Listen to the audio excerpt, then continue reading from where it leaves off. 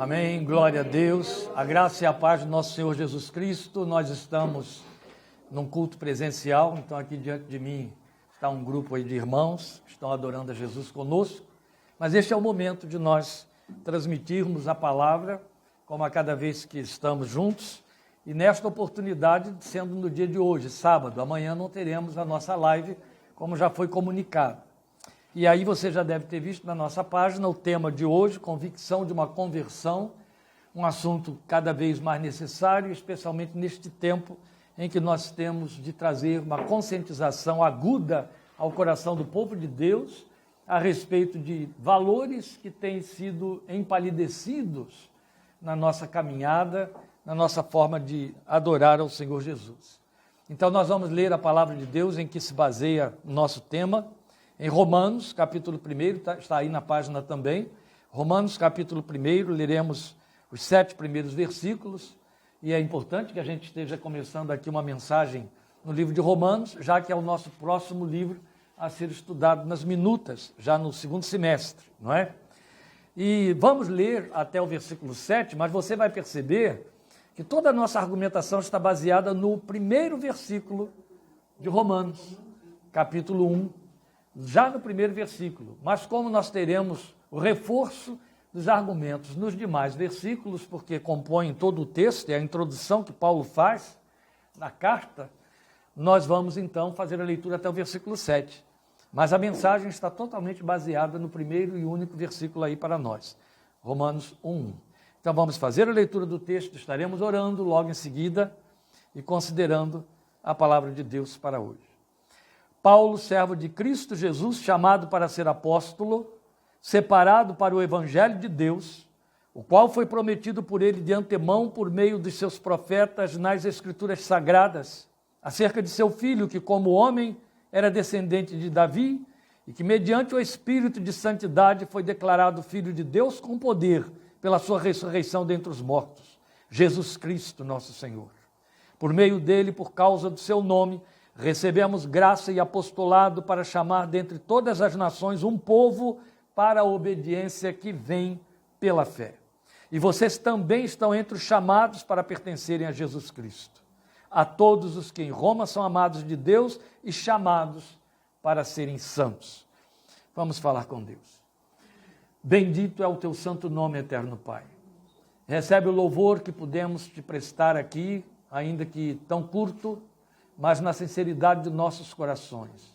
Recebe a nossa gratidão que procuramos transmitir através desses cânticos, especialmente a gratidão diante das respostas às orações, que já pudemos conversar com teus filhos e que tem sido tão evidente como clara a resposta do Senhor a favor do clamor da tua igreja.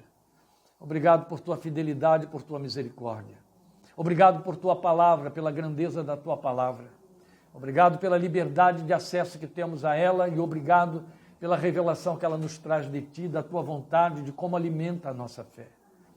Ó Deus, por tua misericórdia, venha ao nosso encontro com a tua palavra esta tarde.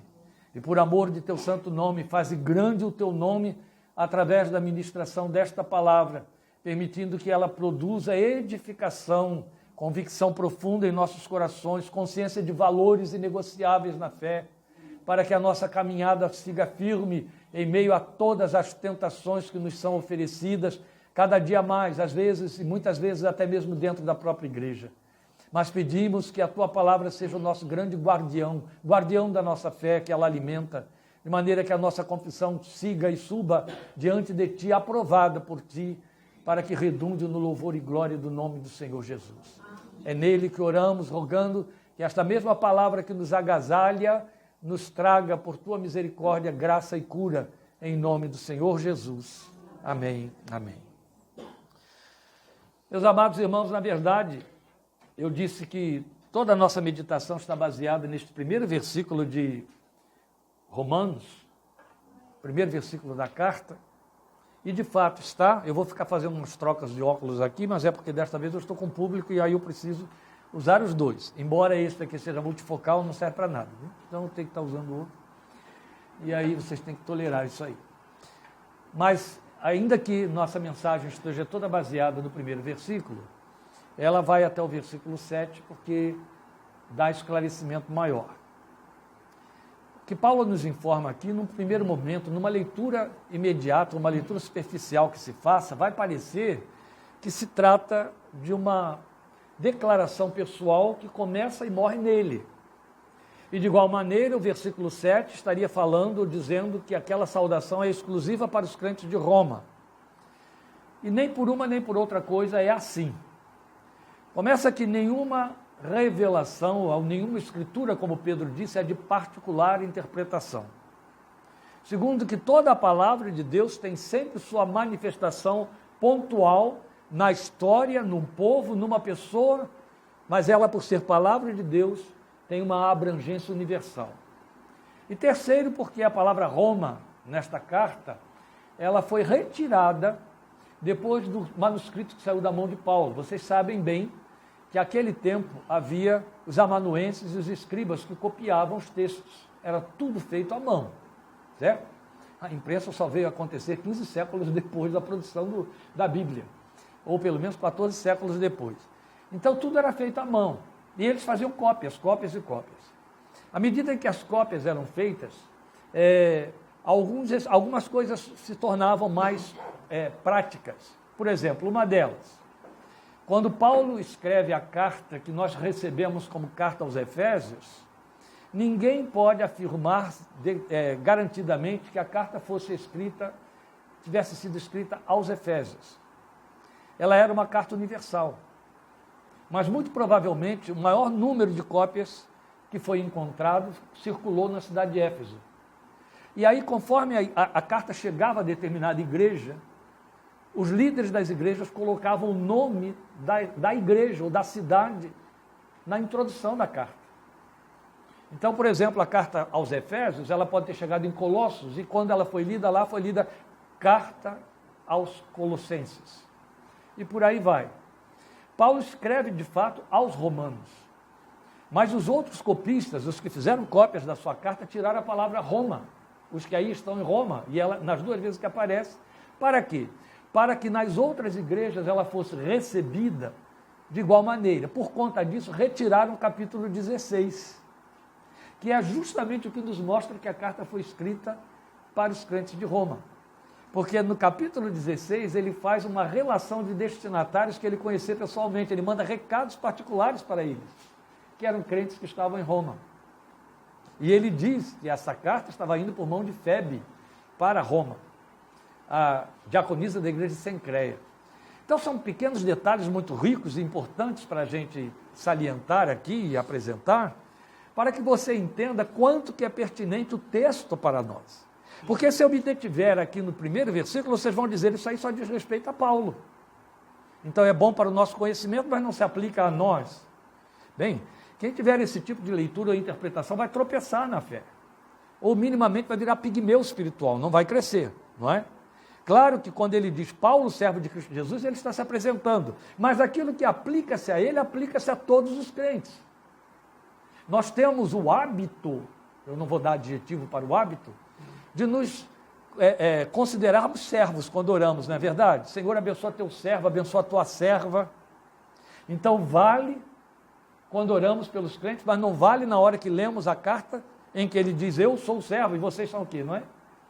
Então, quando ele diz, Paulo, servo de Cristo Jesus, e eu sei que eu sou servo, e você sabe que você é servo, então o que ele diz aqui a respeito dele serve para mim e para você. Somos tão servos quanto? Opa, mas somos servos, não é?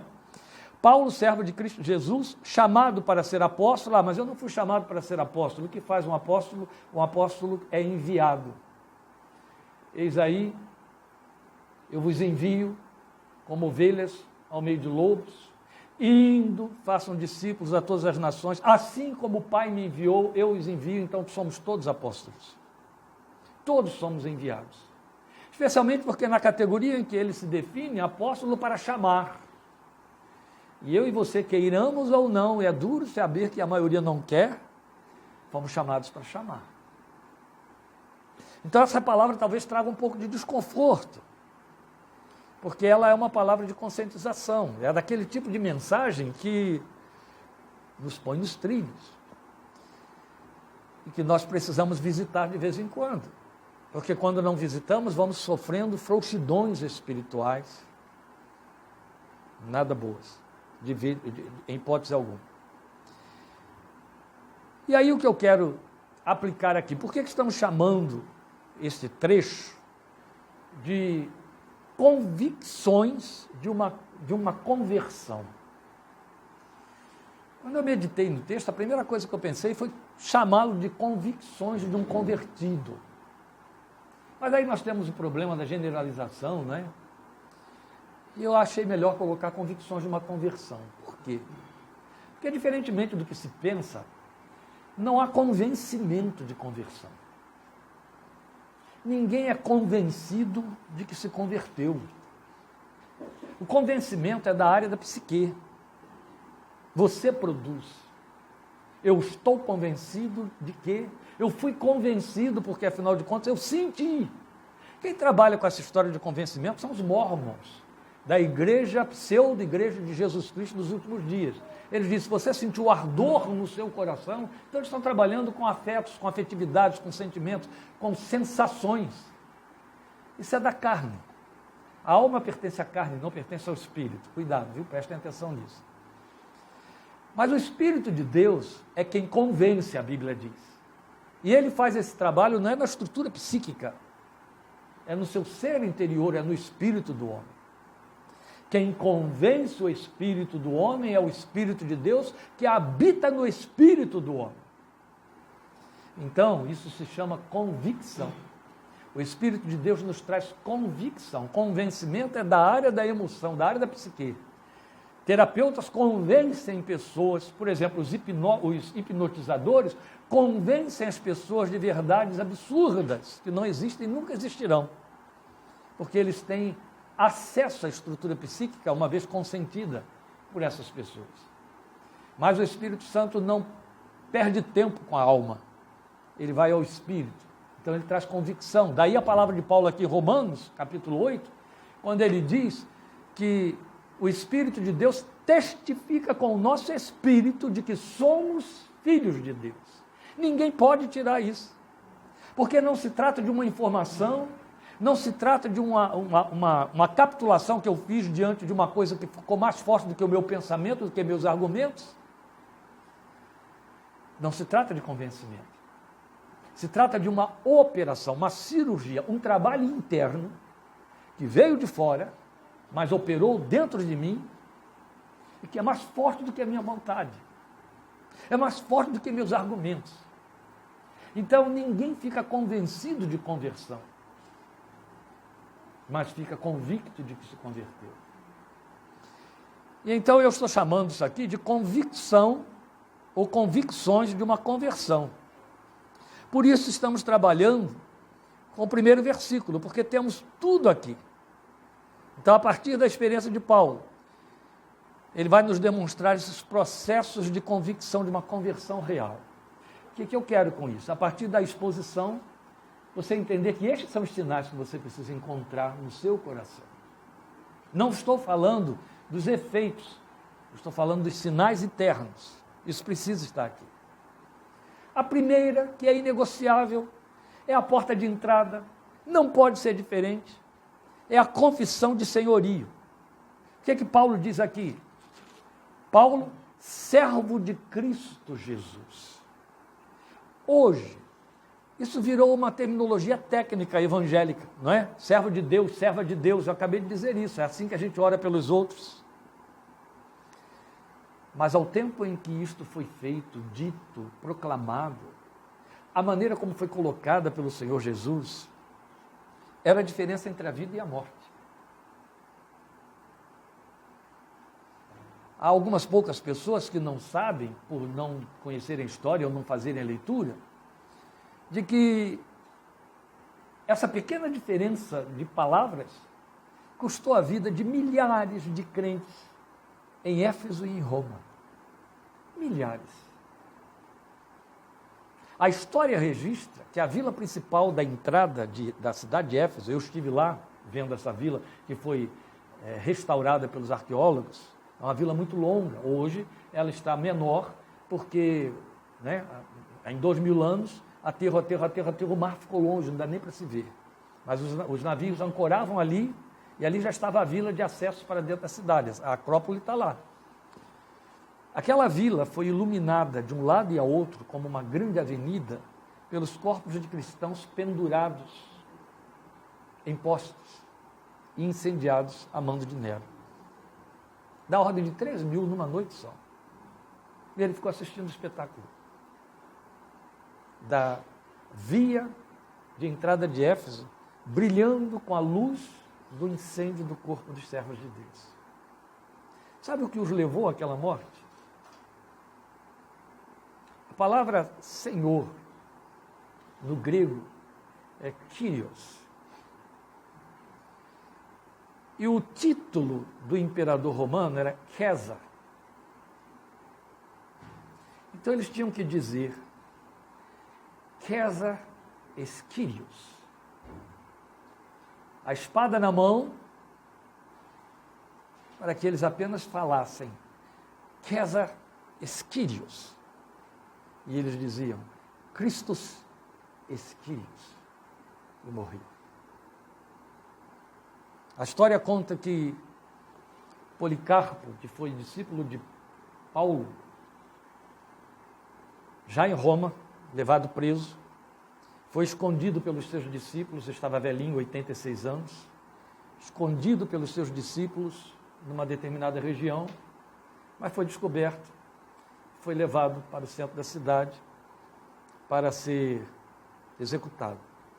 Quando o capitão da guarda, o centurião, foi lá buscá-lo e esbarrou com aquele idoso, velhinho, decrépito, olhou e disse, mas é este o homem que representa um perigo para o império? E que o imperador mandou buscar e matar? O que o senhor fez de errado? Nada. Eu creio em Jesus Cristo e eu ensino o povo a crer em Jesus Cristo. Aquele Cristo dos inimigos do império, Cristo dos cristãos. Meu Senhor, é tão fácil resolvermos esse problema. Eu lhe dou a minha palavra de que eu deixo o Senhor aqui, eu volto e assumo diante do imperador que o Senhor não cometeu crime nenhum. O Senhor só tem que dizer César Kyrios. Se o Senhor disser César Kyrios, eu volto e digo ao imperador que o Senhor assumiu que ele é o seu Senhor. Policarpo disse assim, eu o sirvo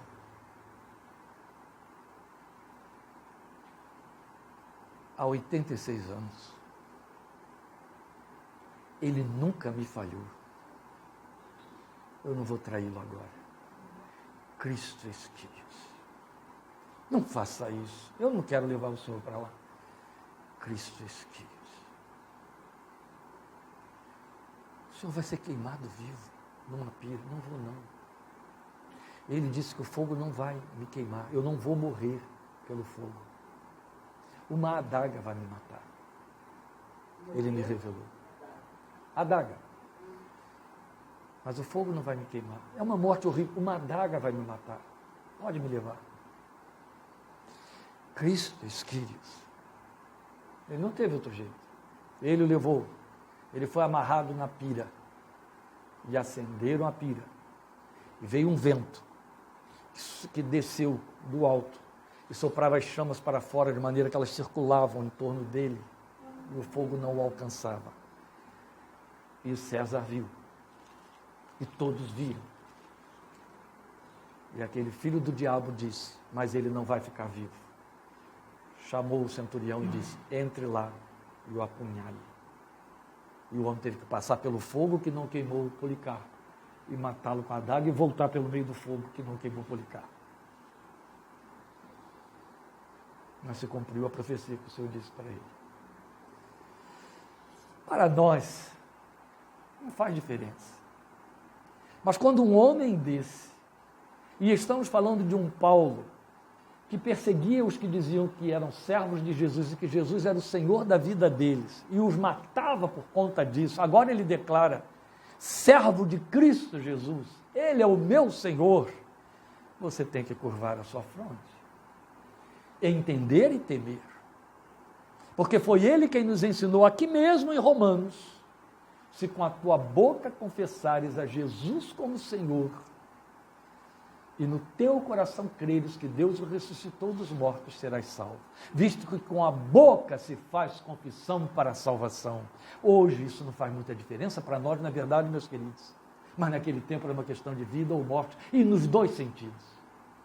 Porque hoje é só no sentido espiritual que é uma questão de vida e morte. Você pode dizer muito bem, qualquer senhor que você tem. Os crentes atualmente elegeram seus candidatos à presidência da República como seus senhores. Testifico disso dando o nome de pessoas que vocês quiserem.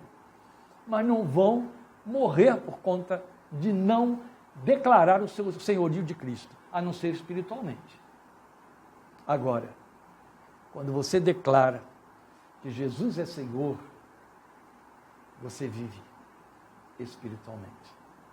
Se você declarar que ele não declará-lo como Senhor, você não vai morrer, a não ser espiritualmente. Mas se você declará-lo como Senhor, vai viver para sempre. Com a boca se faz confissão para a salvação. Se com a tua boca confessares a Jesus como Senhor e no teu coração creres, bem, que diferença isso há de fazer para nós? Por que estou chamando isso de confissão de senhorio? Porque significa, em outras palavras, Paulo dizendo para se apresentar ao povo. Eu sei o que eu sou. E o que você é? Servo do Senhor Jesus Cristo. Quem é que pode seguramente dizer que é servo do Senhor Jesus Cristo? Mais fácil as pessoas dizerem, sou membro da igreja tal. Porque assumir que é servo de Jesus Cristo tem que ter peito, gente. Tem que ter muita competência para dizer que é servo do Senhor Jesus Cristo. Porque quando eu declaro que eu sou servo, eu não estou chamando atenção sobre mim.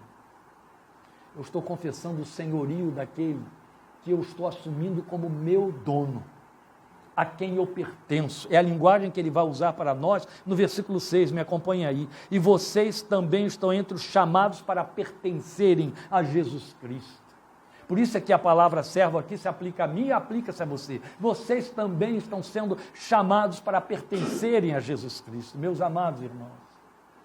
A Bíblia é tão clara quando ela declara para nós que nós somos propriedade peculiar do Senhor, propriedade particular de Deus, propriedade de Deus, então temos um dono. Esta é a palavra que incomoda os seres do mundo. Nós temos leis para nos protegerem disso, não é verdade? As leis sociais. Nós temos aí pessoas loucas que entendem que são donos da mulher, do cônjuge ou dos filhos. Sou dono disso, sou dono daquilo, e de fato ele é proprietário, por exemplo, de um bem, ou proprietário de uma empresa, ou proprietário de uma terra, ele vai guerrear por ela. Ele tem a lei ali dando todos os seus direitos, ele manda e desmanda, faz e desfaz, ele é o dono. E como dono, ele não tem que dar satisfação a ninguém do que ele pretendeu e do que ele desejou. E acabei de comprometer todos vocês com essa declaração aqui. Hoje mesmo nós demos aqui o testemunho da cura de irmãos nossos por quem oramos, e estamos falando daqueles que estão partindo por quem oramos também. Porque o Senhor, que confessamos como Senhor, faz como lhe apraz.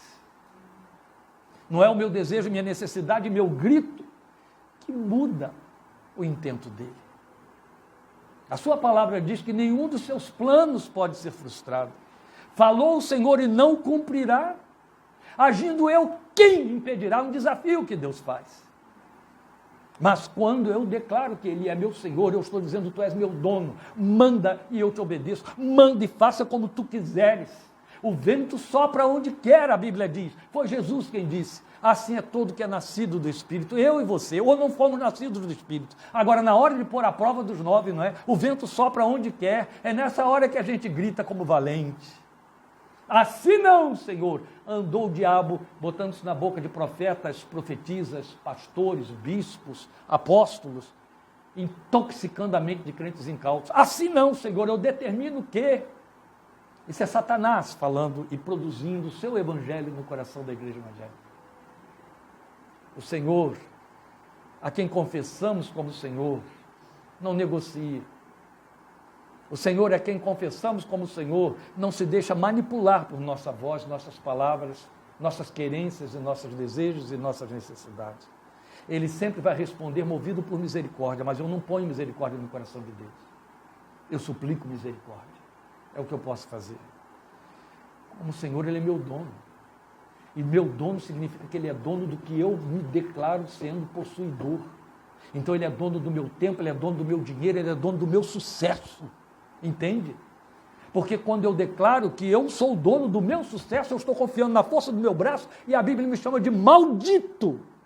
Por mais crente que eu possa ser. Maldito o homem que confia no homem e faz da carne o seu braço. Maldito esse homem, maldita essa mulher, crente ou não. Ah, porque eu conquistei o meu diploma, eu conquistei os meus diplomas, eu montei esta empresa, eu fiz. E se Deus disser, chega, não está servindo nada para mim isso aí. Só está servindo para o seu ego, só está trazendo prazer a você e te afasta de mim, fica entre mim e você. Ele declara toda a sua conquista como inimigo e nem chama de Isaac, porque Isaac ele devolve. E quando Deus declara que aquilo que você colocou entre você e ele é inimigo dele, não vai voltar não. Ele vai destruir mesmo. Porque ele diz, a minha glória não darei a outra. É preciso ter peito e competência para declarar que Jesus é o Senhor, para se declarar servo de Jesus. E esta é uma convicção de conversão, meus queridos. O convertido sabe de uma coisa, eu só sei que eu não sou. É isso. Eu dou glória a Deus. Ainda ontem eu estava pensando nisso. Ontem eu estava fazendo aquilo que o autor de Hebreus manda a gente fazer, uma avaliação. Eu estava fazendo uma avaliação histórica dos meus mentores. E lembrando como que aquela gente errou como líderes. Cometeram erros que hoje, a não ser pelo fato de que a igreja evangélica protege, como igreja evangélica, nosso governo faz isso, protege os nossos vilões de colarinho e de gravata, que nós os temos, mas hoje daria cadeia para muita gente. Cometeram coisas absurdas, para defender o nome da igreja, do grupo, da denominação, cometeram erros sérios, aleijaram outras pessoas, mas construíram coisas verdadeiras também.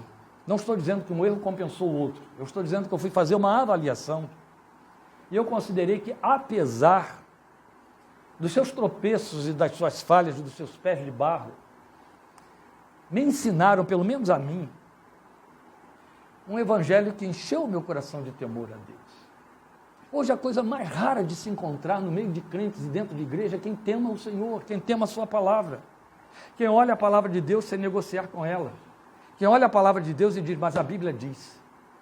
E se a Bíblia disser, hoje nós criamos o hábito de que a Bíblia diz desse jeito, mas se eu fizer do outro não vai ter problema, porque Deus vai entender. Entende? Nós criamos esse tipo de segundo evangelho, o evangelho da conveniência, provando que em última instância estamos sendo nós os próprios senhores da nossa vontade, insultando aquele que diz, minha glória não daria outra. Se você vai por aí, eu não irei. Há uma lenda, é lenda, viu gente? É lenda. Há uma lenda muito abraçada pelos historiadores católicos, mas é lenda, de que Pedro em Roma, num dado momento, por conta de toda a perseguição e porque alguns abandonaram a fé, outros se erradicaram e etc., resolveu ir embora de volta para Jerusalém. Primeira coisa que já prova que é lenda é que não há prova histórica alguma de que Pedro esteve alguma vez em Roma. Começa por aí. Não tem como provar que Pedro esteve em Roma, em nenhum momento. Não está em lugar nenhum da história. Nem nos anais da própria igreja que diz que ele afundou lá. Mas a lenda diz que Pedro, é uma lenda, Pedro está indo embora, saindo de Roma, já para ir embora para Jerusalém, e de repente surge uma aparição do Senhor. E ele vê, e é o Senhor, está vindo do alto, na direção dele, e passa direto. Ele ficou esperando, né? E esse senhor passa direto, nem olha para ele. E ele volta e grita em latim: covardes, onde vais? Voltar para o lugar de onde você não deveria ter saído. É uma lenda. Se fosse verdade, ia ter muita gente na fé desgraçada, né? Não ia? Porque uma coisa é certa, a lenda está baseada num fato.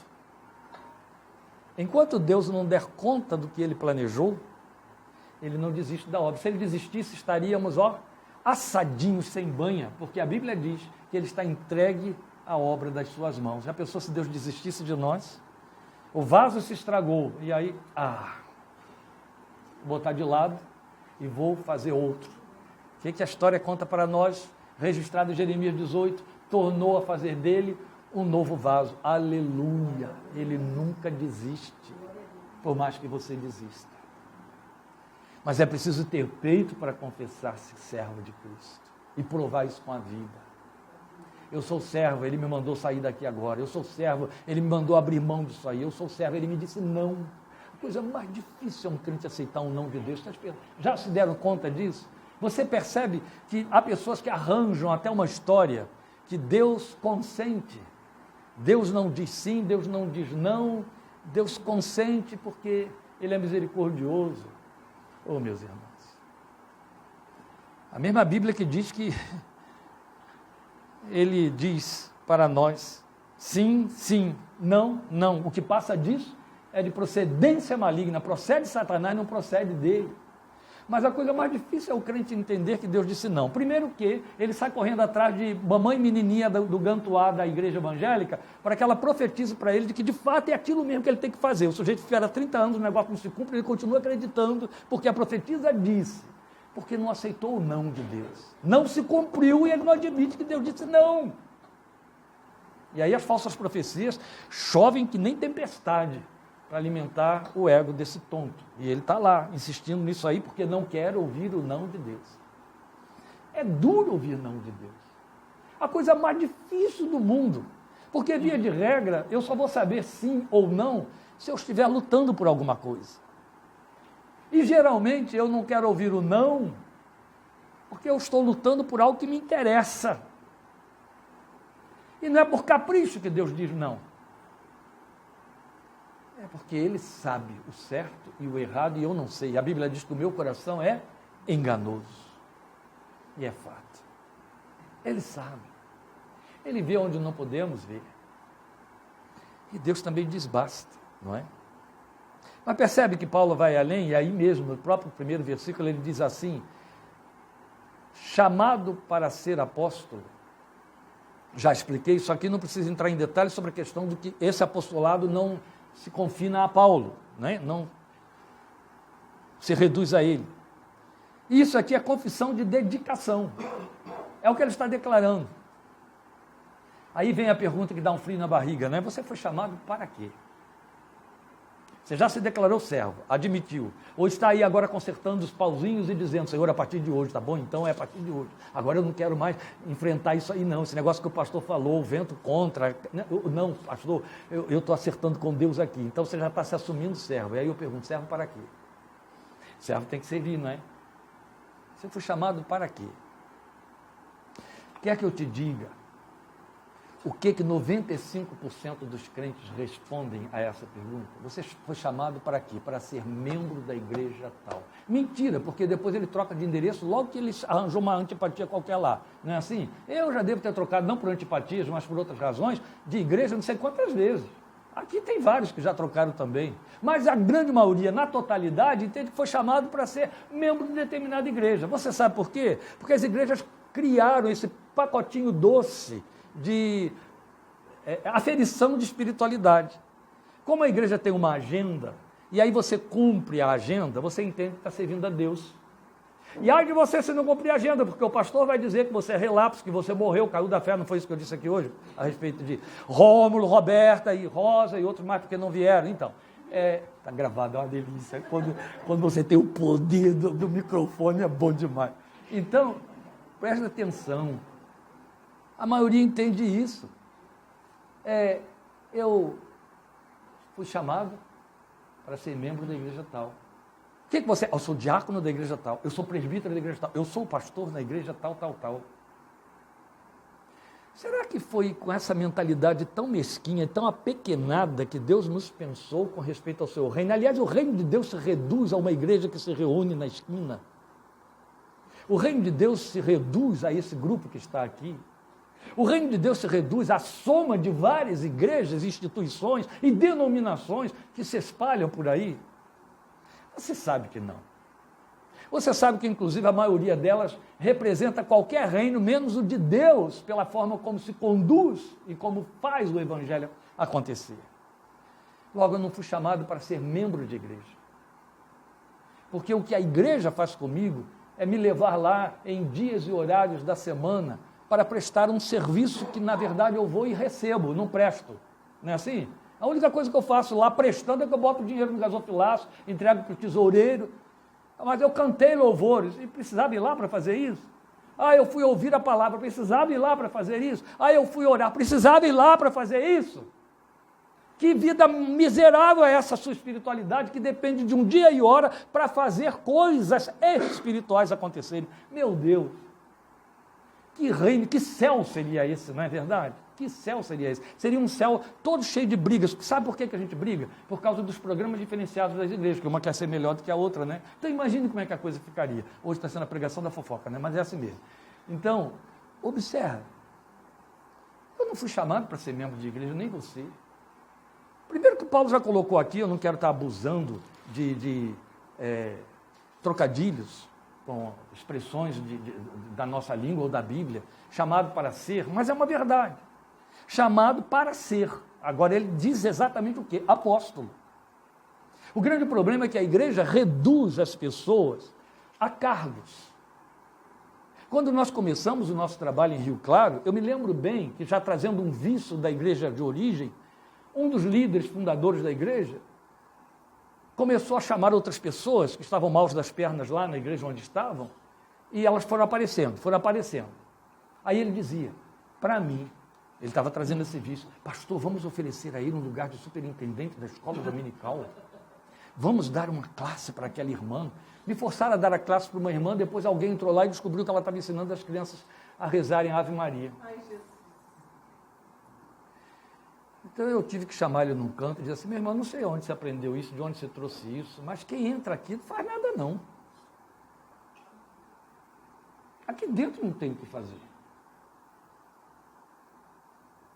E não tem mesmo. O que é que se faz na igreja? Canta-se e ouve-se. Não é verdade?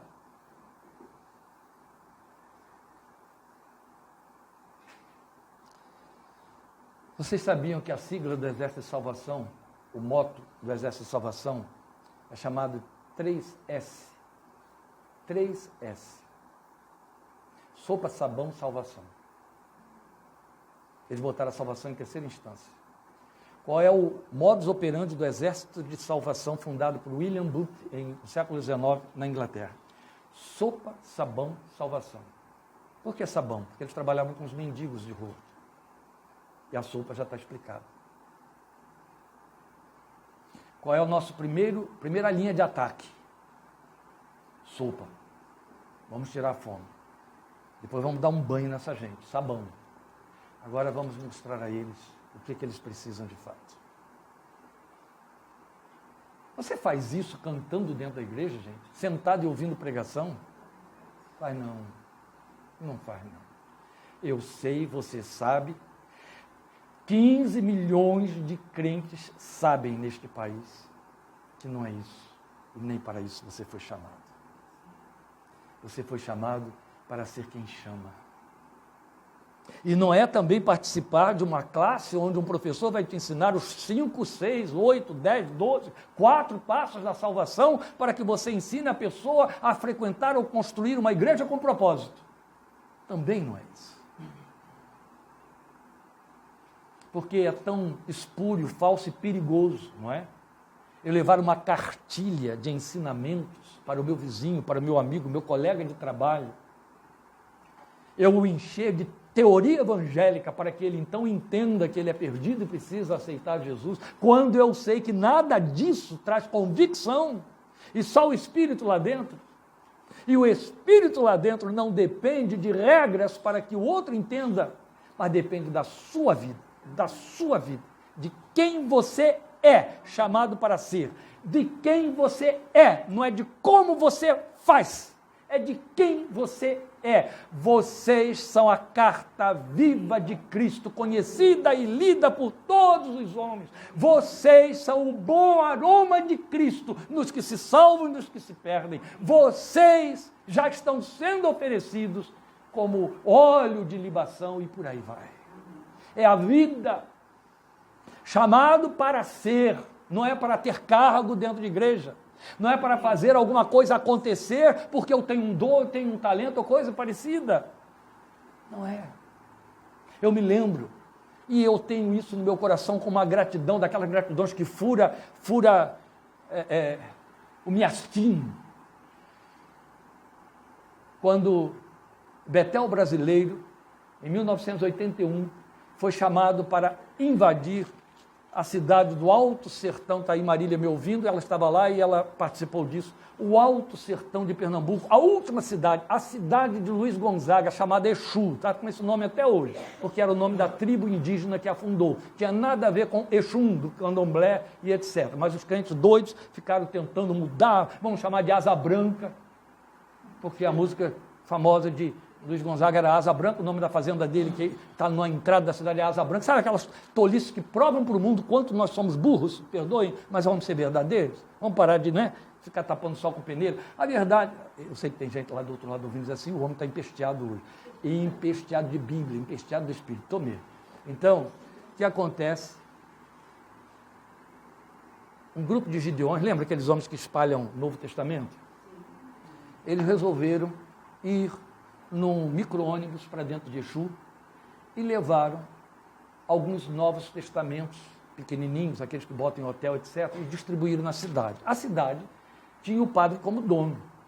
O outro dono já estava morto, que é o dono de toda aquela região, que é Padim Cícero Romão.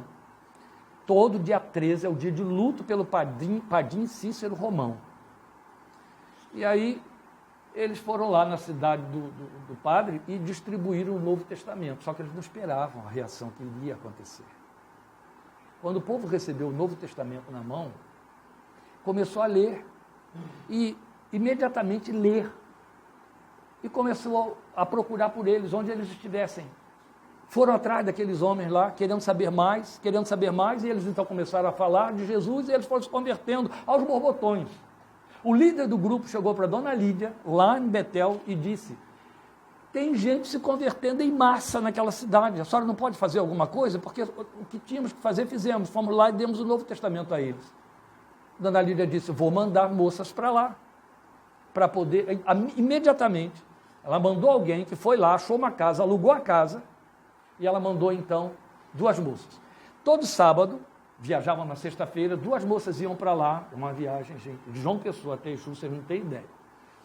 Foram para lá e passaram o fim de semana convidando as pessoas que tinham ganho o Novo Testamento e queriam ouvir a palavra de Jesus. A casa não coube.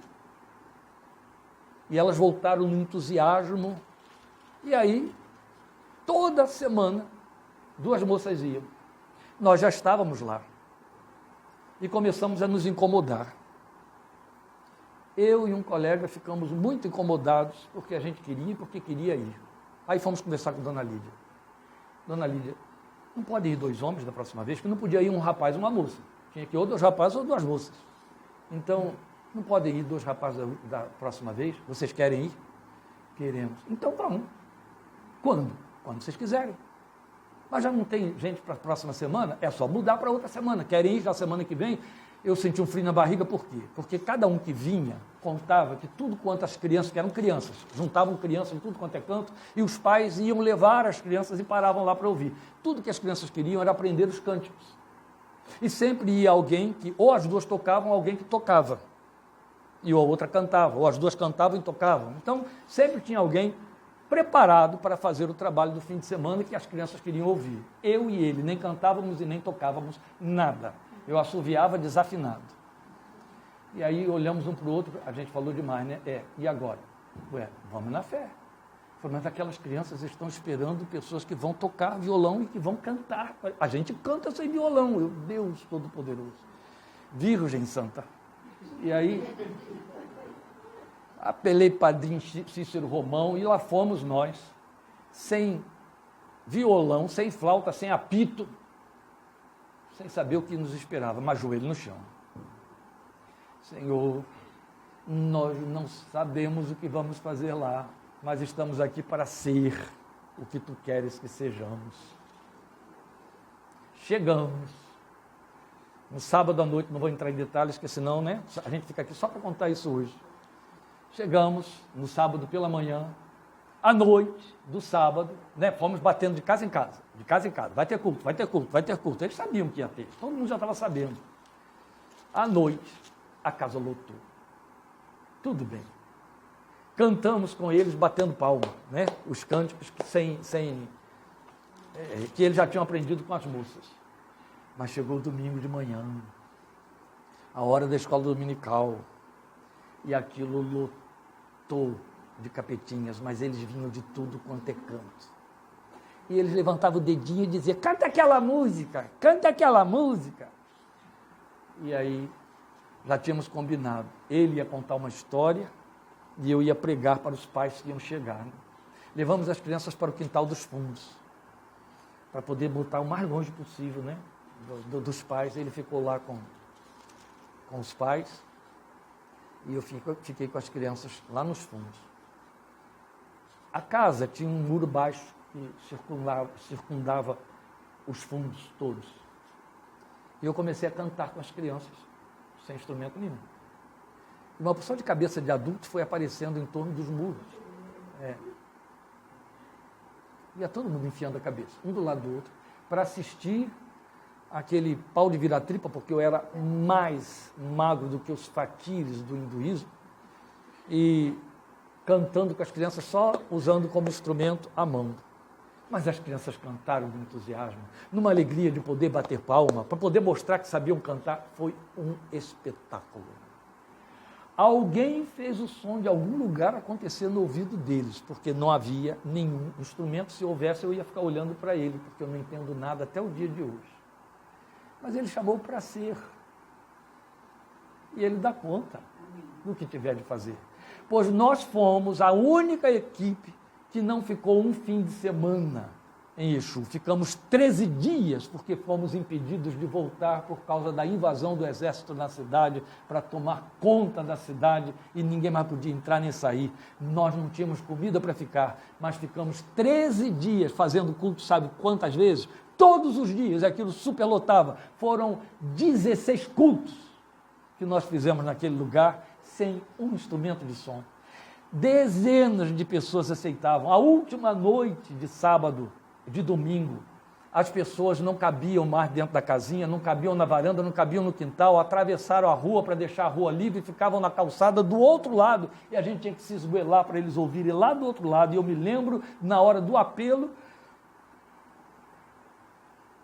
que um homem saiu do outro lado do muro. Eu olhando aqui para o povo que está aqui dentro, tinha lá um velhinho Julião na primeira fileira, 80 anos de idade, então deixaram ele ficar aqui na primeira fileira. Foi o primeiro que entregou o coração a Jesus. Então eu estou olhando para o povo aqui, e um homem lá dando pulo para me dizer que ele estava aceitando. Lá do outro lado eu olhei, você está querendo entregar seu coração a Jesus? Quer que eu ore por você? Sim, senhor! E veio correndo pelo meio da rua. Lá do outro lado, chamado para ser. As pessoas ficam pensando que tem que ter título disso, tem que ter título daquilo. Ou eu não sou evangelista, eu não sou professor de escola dominical. Não, droga, você é só membro de igreja. Isso você pode fazer no fim de semana. Bota lá o jaleco de membro de igreja, funciona. Mas não acredite nisso, porque ele não te chamou para isso. Membro de igreja é para fazer igreja, mas ele te chamou para fazer o reino. Então faça a igreja, mas faça o reino, porque a igreja sozinha não faz o reino, você é a igreja. E entenda, você foi chamado para chamar com a sua vida, chamar com o que você tem, chamar sem muitas coisas. Conheci gente que evangelizava, indo na casa dos outros levar bolinho de chuva. Vocês comem bolinho de chuva? Ah, não queremos não, senhora. Não, não estou vendendo, eu vim dar a vocês o que eu fiz. E ali evangelizava. Conheci um casal, gente. Eu não estou falando de nada lá no Deus me livre. Não. Isso foi há 20 e poucos anos. Eles eram membros de uma igreja congregacional num dos bairros da cidade do Rio de Janeiro. Crentes veteranos, tinha um filho pastor. O filho atuava na igreja, em outra igreja. E eles eram membros daquela igreja, atuando estavam. Ele ficou aposentado, ela era uma dona de casa, viraram avós. Eram coristas, cantavam no coral da igreja.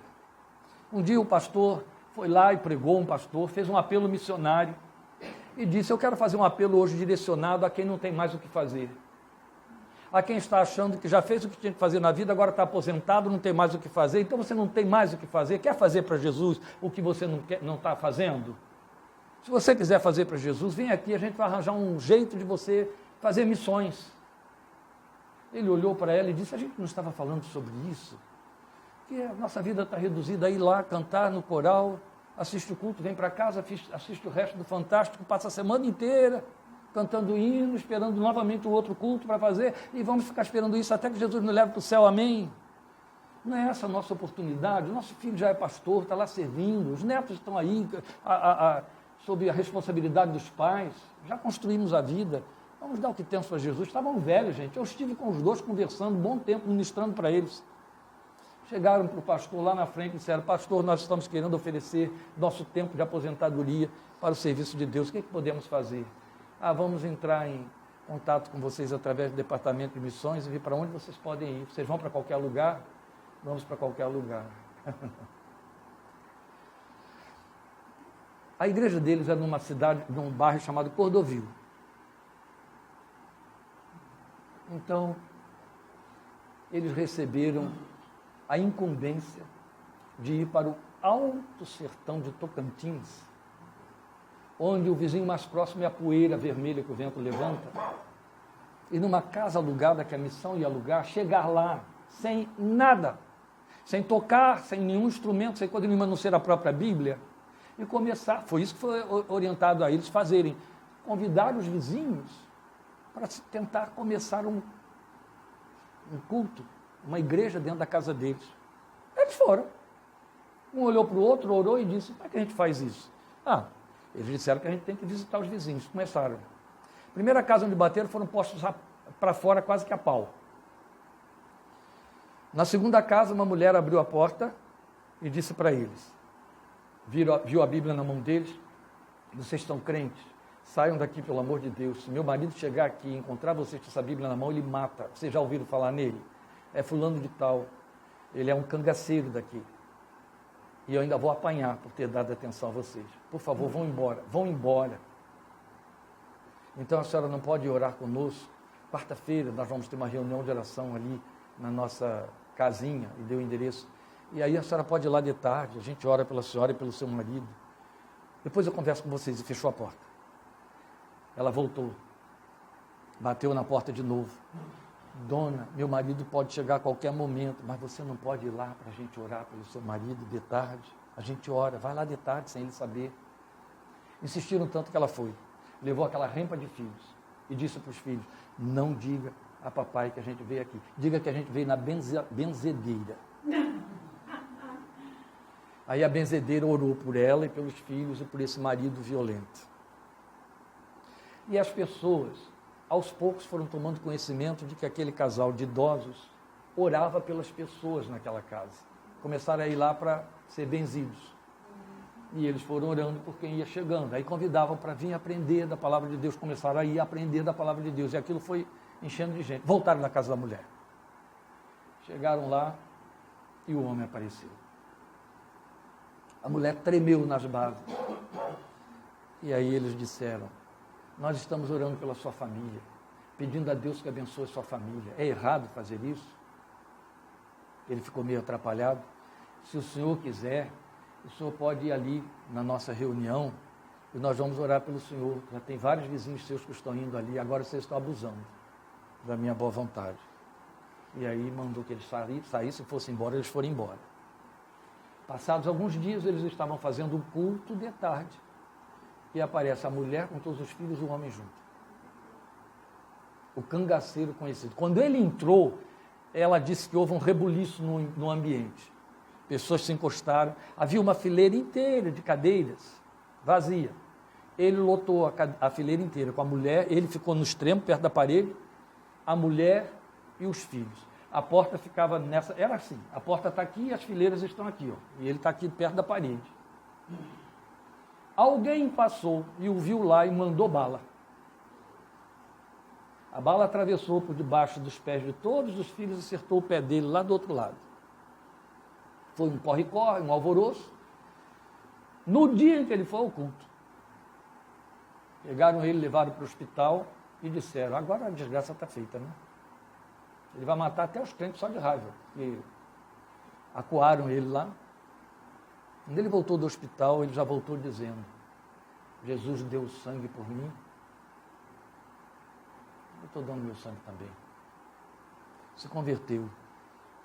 E converteu o bairro inteiro. Quando o povo tomou conhecimento que o cangaceiro agora era da lei dos crentes, foi um tal de gente ir para a igreja para poder comprovar se era verdade, se estavam lá.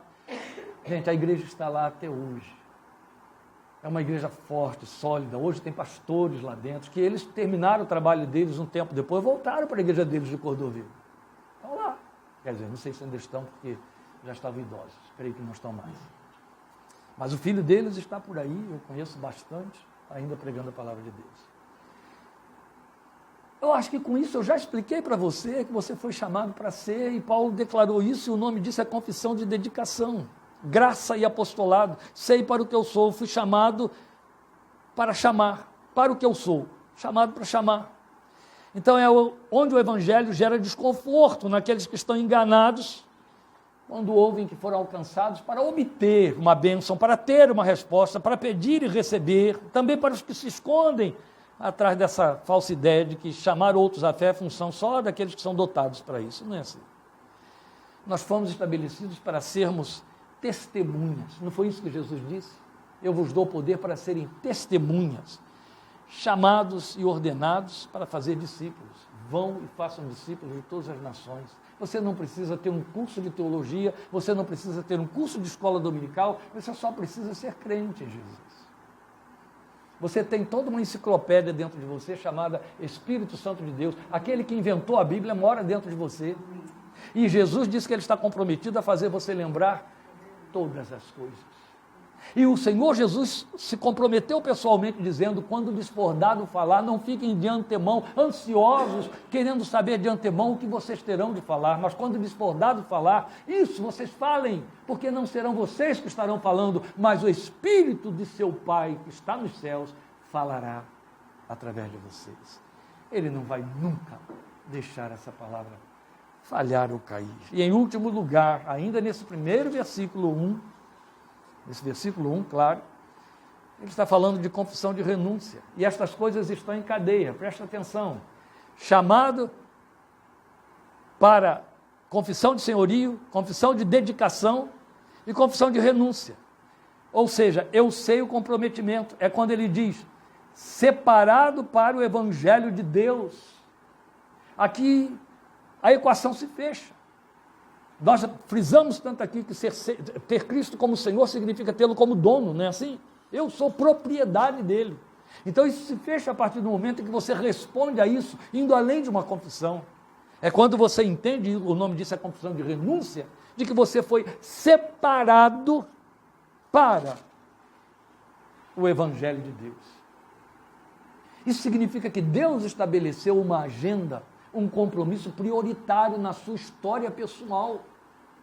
Está muito difícil você botar isso na cabeça de crentes, donas de casa, homens ocupados, mulheres ocupadas, cheios de atividades, etc., e entender que foi separado para o Evangelho de Deus. Não, eu fui separado para ser tal coisa, para ter tal função, para ter tal cargo. Isso faz parte da vida, senão você morre de fome, não é assim? Mas a prioridade do coração de Deus é separar você para o Evangelho. Separado significa santificado para, ser santo para. Porque separar ou ser separado significa ser santo. É a santificação da fé. Separado para o Evangelho de Cristo. Isso é meu e é seu. Fomos separados com a prioridade de sermos anunciadores do Evangelho, separados para anunciar as boas novas. Então há uma definição, há um propósito que requer renúncia. Porque como isso é prioridade, e aí eu vou olhar a tela aqui, porque tem muita gente que está entendendo, que está recebendo um recado direto. O nome disso é prioridade, como a prioridade é o Evangelho de Cristo, as outras coisas, todas, ficam secundárias. Trabalho, saúde, família, fica secundário. O Evangelho é a prioridade na sua vida. Jesus não aliviou, há poucos dias escrevemos sobre isso, quando chega um pretenso seguidor dizendo para ele, sou teu discípulo, eu te seguirei. Senhor, mas deixa que primeiro eu vá sepultar meus pais. Não, deixa que os mortos sepultem seus mortos, vem você e me siga. Ah, se fosse hoje. Se um pastor caísse na asneira de dizer para um crente que dissesse para ele, pastor, estou muito ocupado e eu não vou poder estar lá sábado, e esse pastor dissesse, olha, deixe que outros que não têm coisa menos importante para fazer, façam no seu lugar, mas você vem e pregue o Evangelho de Cristo. Mas você vem e se edifica que sua fé é pobre, um sopro do diabo e você sai dando cambalhota, você sabe disso. Você não tem nada aí dentro, você é vazio, você é vazia, você pensa que conhece o Evangelho, mas não conhece, você conhece a igreja, você senta lá no banco e pensa que isso faz de você alguém com lastro para ser crente. Não é não. Então, observe, a prioridade é o Evangelho, você foi separado para isso. Sabe qual era a consciência de Davi? Fui separado desde o ventre. Sabe qual era a consciência de Jeremias? Fui separado desde o ventre. Sabe qual era a consciência deste Paulo que está aqui? Fui separado desde o ventre. E olha, estava servindo lá nos outros cantos. Dou glória a Deus. A minha conversão se deu aos 16 anos de idade. E eu servia nos terreiros de umbanda da minha tia. Mas eu posso dizer com autoridade, fui separado desde o ventre da minha mãe.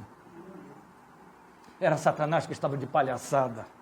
Até que Deus lhe disse, basta. Ele é meu. Separado para o Evangelho é a prioridade. Quando o Evangelho é a prioridade, ele se torna excelência na sua vida. As outras coisas ficam palidecidas, entende? Ofuscam. Você não vive como monge, não vai viver como eremita. Deus não quer isso, não precisa disso. Eremita não presta para nada. Fica lá servindo só a si próprio, ao seu ego piedoso. Não. Você não vai sair do mundo, Paulo já disse isso. Você vai viver a sua vida. Mas o Evangelho é a prioridade. Aonde eu estou pregando meus pregos para que alguém suba a escada da fé? Aonde é que eu estou preparando o trilho para que quem me seguir, mesmo que cambaleie, não erre o caminho? O Evangelho é a sua prioridade. Você foi chamado para o Evangelho de Cristo, o nome disso é renúncia, porque você não pode priorizar para Deus sem renunciar tudo, todos e qualquer outra coisa que envolva teus próprios sentimentos. E sabe, existe uma meia dúzia que aprendeu há muito a fazer essa renúncia, e Jesus sempre trabalhou com a equação da minoria. Ele disse isso para o povo que estava lá à sua volta, em Cafarnaum. Se os homens de Tiro e Sidom ouvissem o que vocês estão ouvindo agora, há muito teriam se arrependido no pó e na cinza, mas naquele dia, no último dia, eles se levantarão e condenarão vocês desta geração por não terem se arrependido quando eles teriam feito isso, se tivessem tido a oportunidade que vocês tiveram. Entende? Essa palavra é nossa, meus queridos. Essa palavra é nossa. O Evangelho é prioridade na nossa vida. E quando o Evangelho é prioridade na nossa vida, nós fazemos a confissão de renúncia, porque o que Paulo está nos dizendo aqui é, eu sei o compromisso, eu sei qual é o compromisso. É muito fácil fazer de conta que não sei, mas isso não nos desculpa diante de Deus. Eu sei qual é o compromisso. Separado para o Evangelho de Deus, que revela quem é Jesus na minha vida, e não é o que Ele fez na minha vida. É muito fácil dizer o que Jesus fez na nossa vida. Assim como tem outros dizendo que Buda fez, que São Jorge fez, que a Virgem de Lourdes fez. Entende? Sempre vai ter quem diga que fez e vai ter gente que vai contar coisa mais bonita do que você pode. Mas difícil é ter competência para dizer quem é Jesus na vida. Isso é que é difícil. E isso Os que foram curados pela Virgem de Lourdes não podem dizer, pode ter certeza. Então, quando eu sou separado para o Evangelho de Deus, eu sei minimamente de duas coisas que atuam na minha fé e atuam na minha vida como lastro, alimentando a minha confissão. E elas estão aqui para nós, nos versículos 3 em diante. Separado para o Evangelho de Deus, o qual foi prometido por ele de antemão por meio dos seus profetas nas sagradas escrituras sagradas, acerca de seu filho, que como homem era descendente de Davi. Então a primeira coisa que o Evangelho proclama para mim é que o Filho de Deus, como homem, era filho de Davi, que o Deus a quem eu confesso foi perfeitamente homem, entende quem eu sou, entende das coisas da vida humana, como ninguém pode entender.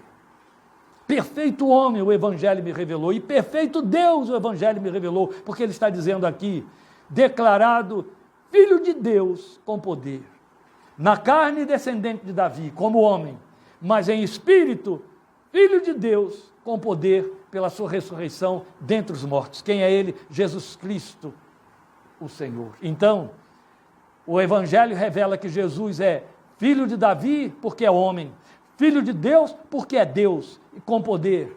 Então, o texto está mostrando para nós que ele sofreu e o que ele produziu. Porque no versículo 5, fechando tudo, Paulo vai dizer, por meio dele e por causa do seu nome recebemos graça e apostolado. Então o que ele fez, o que ele sofreu, por meio dele, por meio da sua morte, porque o texto está mostrando que ele ressurgiu dentre os mortos, no versículo 4, por causa do seu sofrimento, ele produziu graça.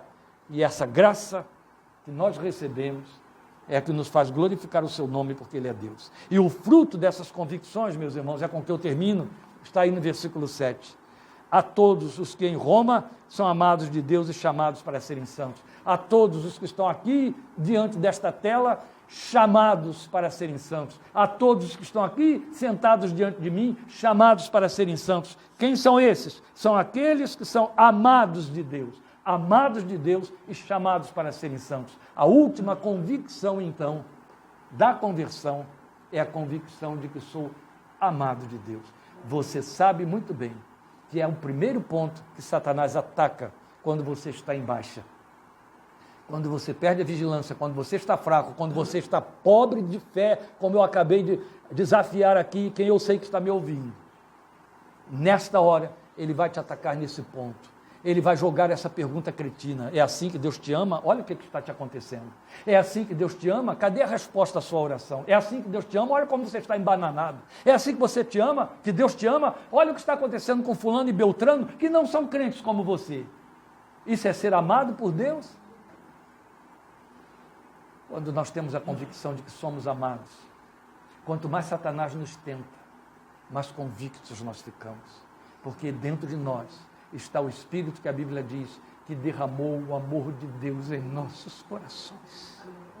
E aí ele não precisa que você tenha visões, revelações, uma pregação que diga você é amado de Deus, é amadinha de Deus, como dizia uma mulher no Betel brasileiro. Não, o Espírito de Deus está comprometido com Deus a comunicar ao seu coração que você é amado dele. Em outras palavras, o Espírito de Deus ouviu Deus dizer, vá lá, diga a ela que eu a amo. Vá lá, diga a ele que eu o amo. As coisas estão ruins para o lado dele. Satanás está trabalhando e confundindo. Chega lá e diga, eu te amo. Você é amado dele. Não importa o que está te acontecendo. Do contrário, só haveria um crente verdadeiro no mundo. Abacuque. Está certo? Não. O Espírito de Deus está derramado no coração de todos os que creem. Estas são nossas convicções de conversão. Isso está aí dentro de você, você de fato está convertido a Jesus, glória seja o seu santo nome.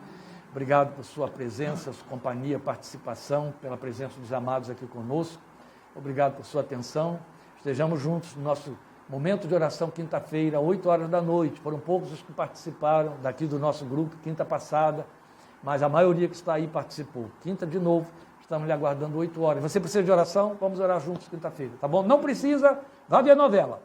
Não perca tempo. Mas se precisa, esteja orando. Quinta-feira, 8 da noite. Deus te abençoe. Nós vamos cantar aqui, gente. Depois nós vamos fazer uma confraternização, onde vamos comer um panelão de caldo verde que eu fiz hoje a tarde inteira na lenha, um panelão de cuscuz mole paulista que a Andréia fez lá na casa dela e vários outros quitutes que estão aqui esperando por nós. Pela fé você também pode receber aí. Viu, Zeca? Se vier de São Paulo até aqui, você come. Deus te abençoe. Fique com Jesus. Até o próximo encontro. Amém.